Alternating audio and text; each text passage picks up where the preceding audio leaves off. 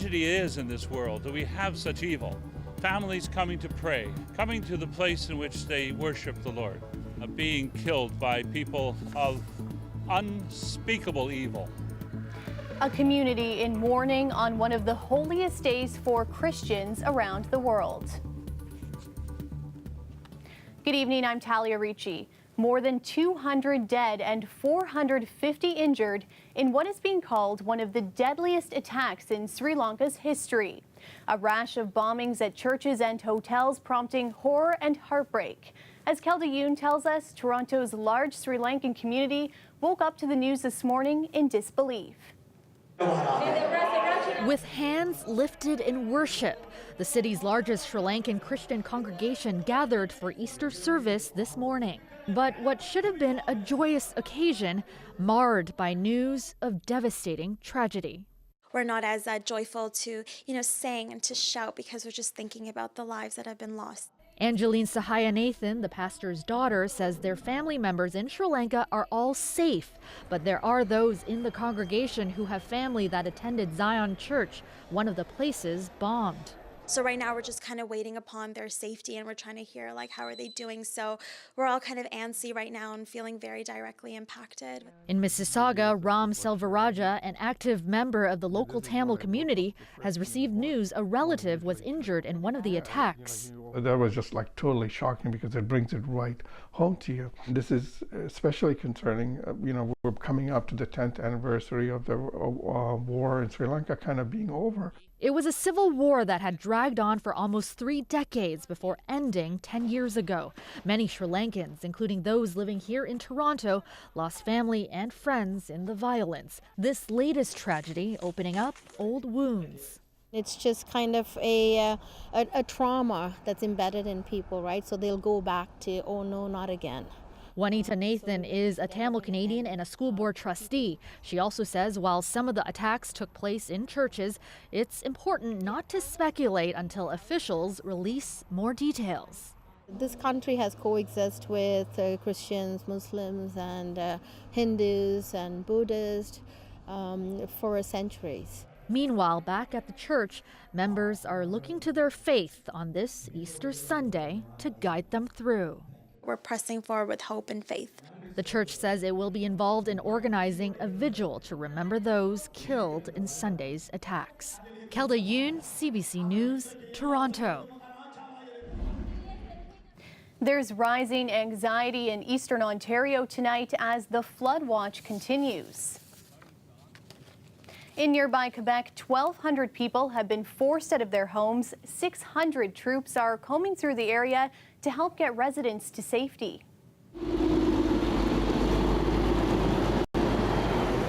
Many of them came with armored and support vehicles. 3 communities have declared flood emergencies and 4 have been evacuated. One woman died yesterday when her car plunged into a hole made after floodwaters washed out the road she was on. Joanne Chianello has the latest from Ottawa. I'm standing here on the banks of the Ottawa River in Cumberland. Behind me is Boisé Lane. As you can see, the water levels have been rising here over the last several days. It has also raised very bad memories for people in this area. They were hit hard by the floods in 2017. But unlike 2017, the residents and the city feel they're a bit more prepared for what nature has in store. On Thursday, the city announced its plan for dealing with the oncoming floods. They alerted residents. They set up sandbag stations across the city, including here in Cumberland.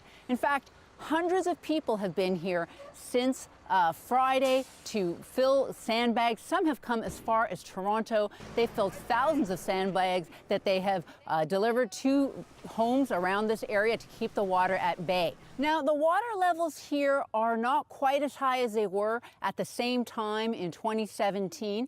In fact, about 20 homes in this area are in danger of being affected by possible flooding, but thankfully only about 3 or so have reported actual water in their homes.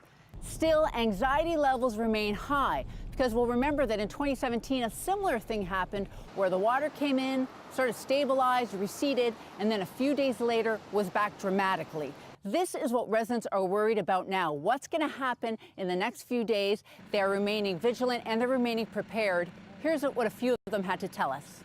Pray. Pray for the best to come, best rain, and hopefully it'll drain and keep going, and just got to watch it, monitor it, see how it goes day by day. Thursday I went and bought 300 feet of polyurethane, a vapor barrier, just to be ready. Now, the city says they are going to open Highway 174 a little later this evening. That's, good news for the morning commute. But city officials want people to remain vigilant, want them to remain prepared for what might happen in the next few days. In fact, if you have tomorrow off, people might want to consider coming down here to Cumberland to fill some sandbags. They are very happy to welcome volunteers starting at 9 a.m. That's the CBC's Joanne Chianello reporting from Ottawa. And if you're wondering how your community will be affected, head over to cbc.ca/Ottawa. We've mapped out the areas at risk of flooding. That's a live look at the nation's capital, where temperatures will be warming up tomorrow, but will the flood risk continue to rise? We check in with Amanda Weldon in a minute, but first. A 34-year-old man was killed in a shooting in Oakwood Village overnight. There were several witnesses here at this address at the time of the shooting, and that those people had left prior to our officers arriving. So I'm asking anybody that did witness this incident or has any information regarding this incident to contact our investigators at 13 Division. Police responded to reports of gunshots heard just before 3 this morning in the area of Vaughan Road and Glenora Avenue. Officers arrived at the scene to find Jermaine Gerard Skeet without vital signs. Paramedics rushed him to a trauma center where he was pronounced dead. No suspect information has been released, and police are appealing for witnesses to come forward. 3 people are in hospital tonight after what police say may have been a street race on the Gardiner. It happened around 1 this morning, westbound on the highway near the Islington exit. Police say 2 to 3 vehicles were racing.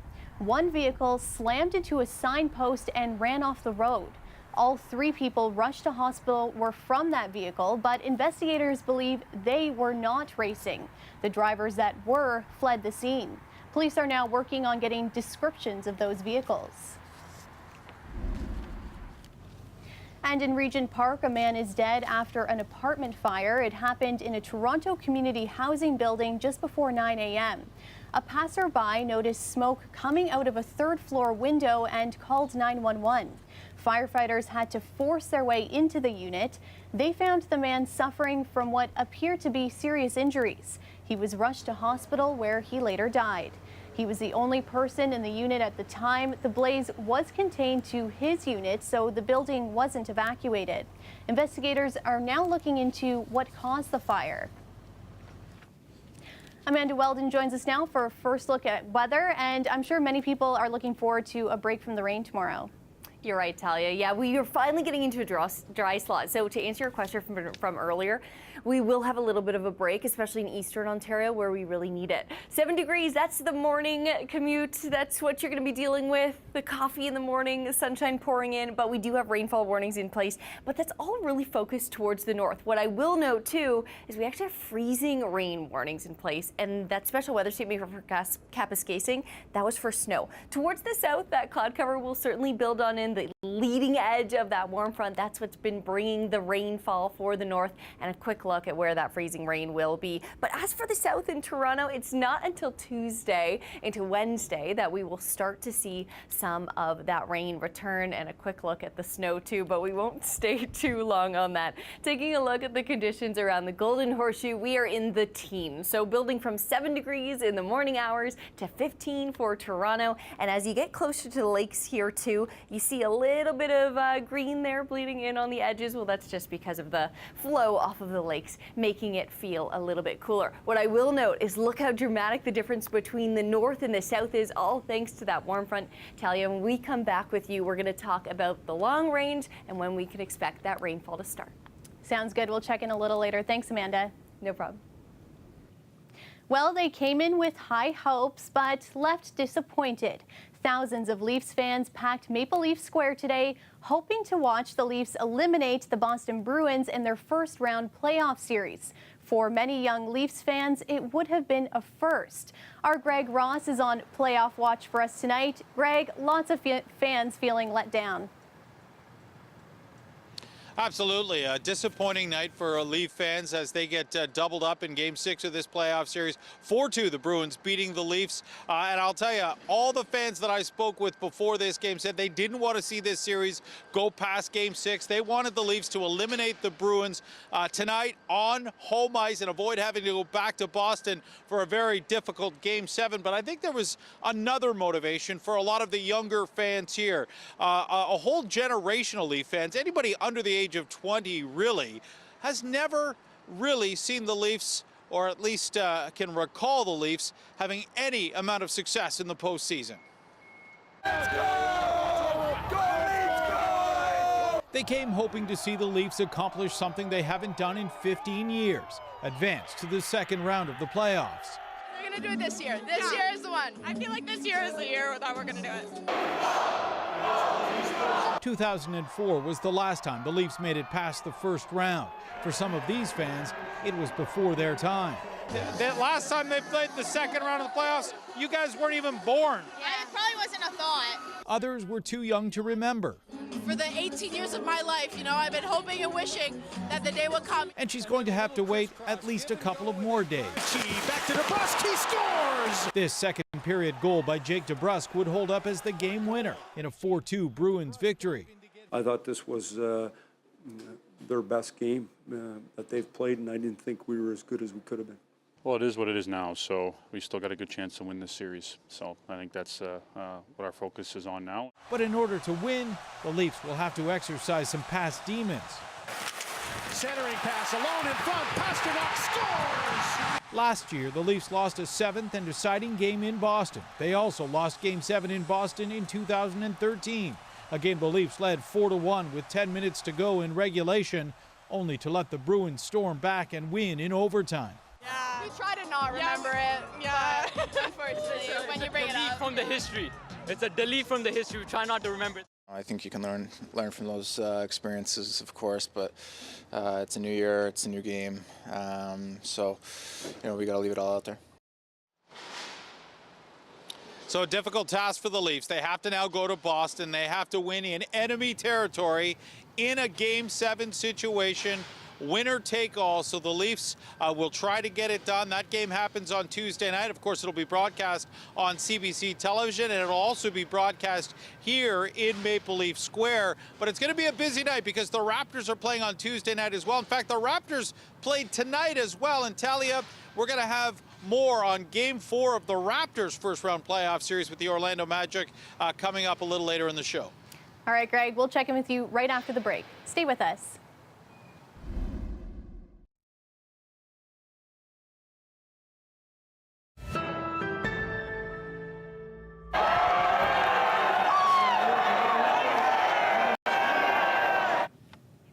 You know what it is, the celebration echoing right through Jurassic Park.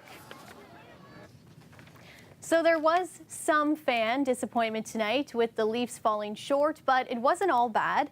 The Raptors came out on top in Game 4 of their series against the Orlando Magic. A busy night for Greg Ross, who was following this game as well. Greg, I think this series is going exactly the way Raptors fans were hoping.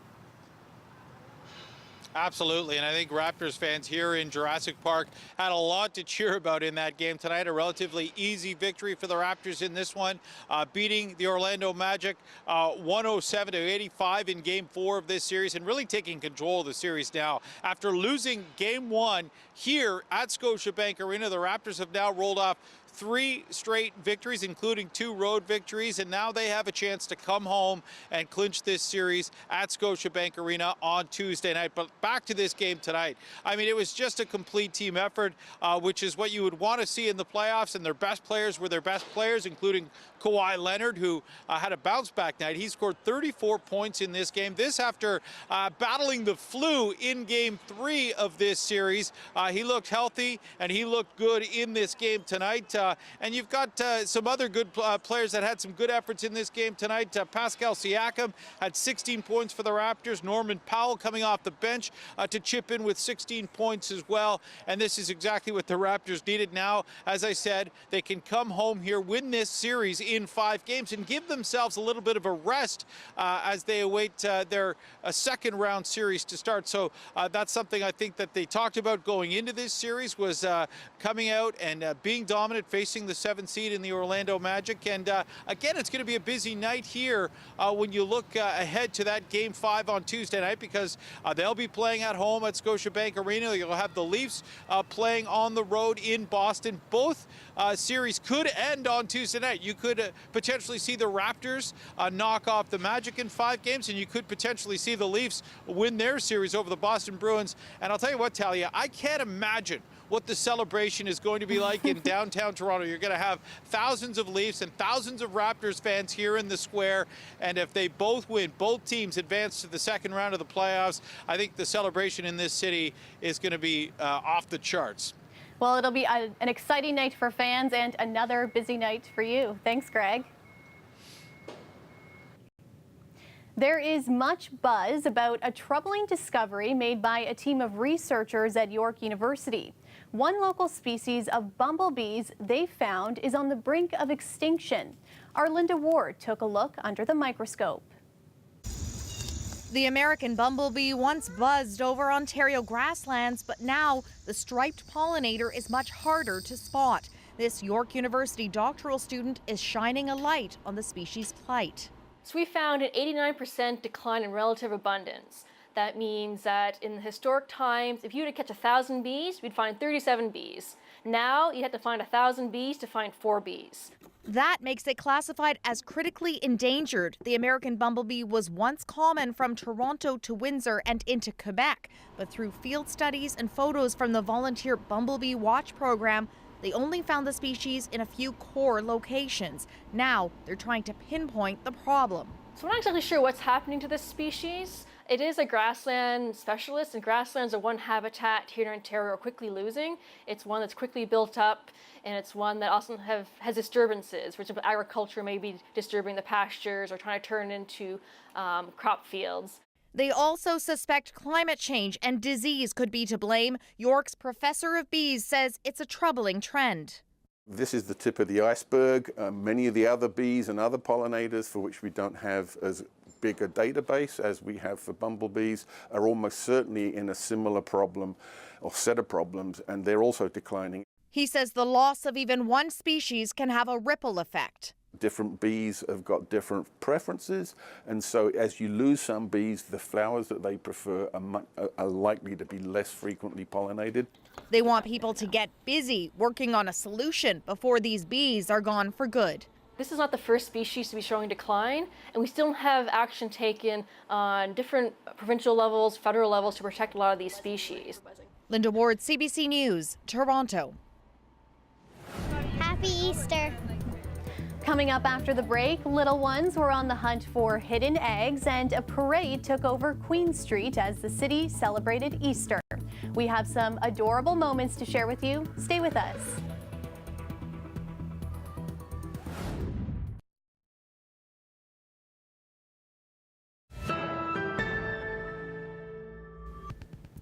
And to look back at our top story now, where at least 200 people are dead after a rash of bombs at churches and hotels in Sri Lanka.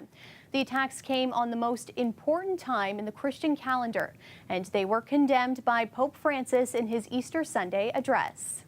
Per vivere nella nostra storia del risorto, per Cristo nostro Signore. Amen. Speaking to a crowd of 70,000 at St. Peter's Square, the Pope offered prayers for those suffering from what he called cruel violence. His address was already focused on bringing peace to areas of conflict. He said it was his hope that the suffering of the world is not met with indifference. And in Paris today, Easter Sunday Mass should have been observed at the historic Notre Dame Cathedral. But with its roof and spire destroyed in Monday's fire, the service was moved and the cathedral remembered.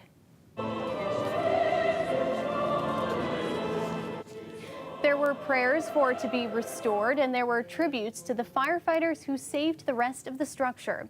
The city's fire chief was presented with a Bible that emerged from the disaster unscathed. And back here at home, parts of the city were transformed this weekend in celebration of Easter.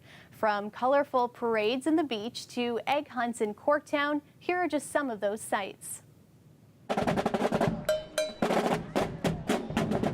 What's been your favorite part of the parade? The chocolate. Candy and the chocolate. Everything was cool. It's really fun. Happy Easter, Toronto!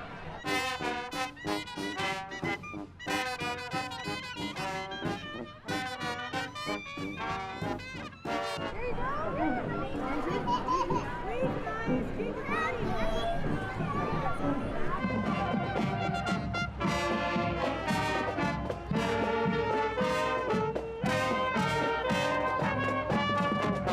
Our whole mission was to spread some more love and chocolate, of course. Did you find one?